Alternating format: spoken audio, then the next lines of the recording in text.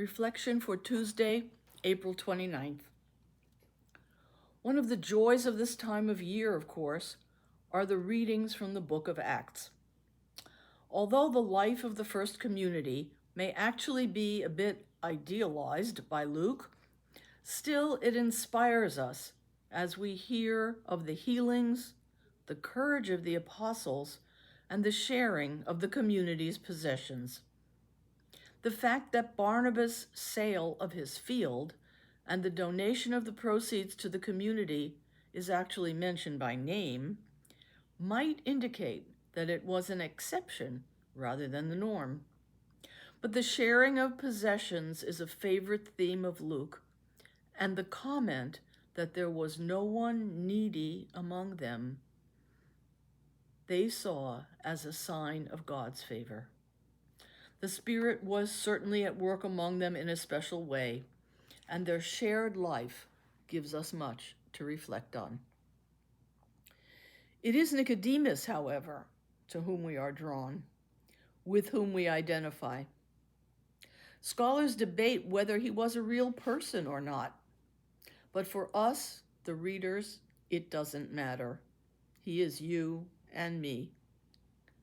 In this passage, Nicodemus, called a teacher in Israel, appears to be guilty of, in the words of the scholar Sandra Schneider's, only befuddlement, a state we too have experienced. Yet Jesus continues to dialogue with him, certainly an example of the Lord's patience with all of us.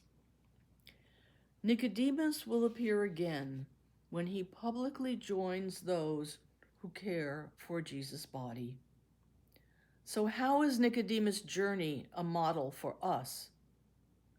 He lives in the heart of every believer, you and me, who might be tempted to settle comfortably for the assumptions of established religion.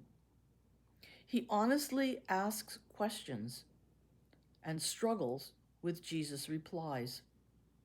His journey calls us to accept the challenge of an ongoing revelation, of the new birth of which Jesus speaks, to renew and expand our own identity as disciples, just as Nicodemus did. Are we asking as he did and listening for the answers? When Jesus speaks of being born of the Spirit, being born from above, have we missed this metaphor for the motherhood of God? Centuries ago, Julian of Norwich understood it when, in her writings, she addressed Jesus as mother. Which brings us, of course, to Catherine of Siena, whom we also remember today.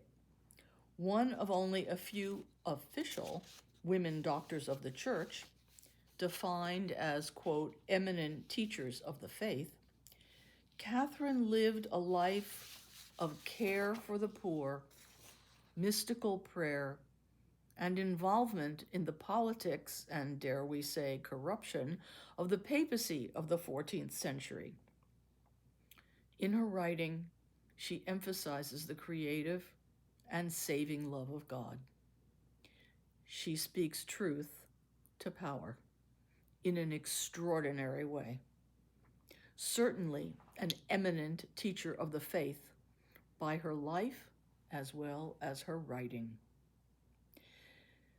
Today we are offered a man and a woman upon whose lives, very different of course, we might reflect. What do their journeys have to say to each of us?